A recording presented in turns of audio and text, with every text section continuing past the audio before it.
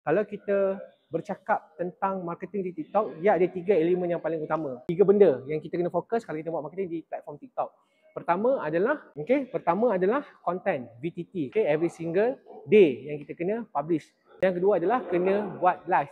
Dan yang ketiga adalah you need to have aska affiliate. Jadi kalau you hanya fokus kepada VTT sahaja, bukanlah tidak boleh, tetapi dia tidak memenuhi the full potential of you punya gerak kerja marketing di platform TikTok ni. Jadi kalau betul-betul nak fully utilize, buatlah live, buatlah content, buatlah affiliate. Dan kadang-kadang kenapa saya selalu suggest untuk anda, orang yang berniaga, buat content live. Sebab daripada content video live yang panjang macam yang saya buat sekarang ni pun, bila dah habis live, video ni saya boleh download.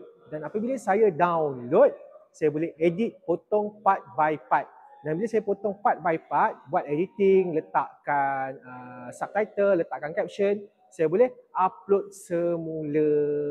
Jadi saya dapat live dan juga saya dapat content.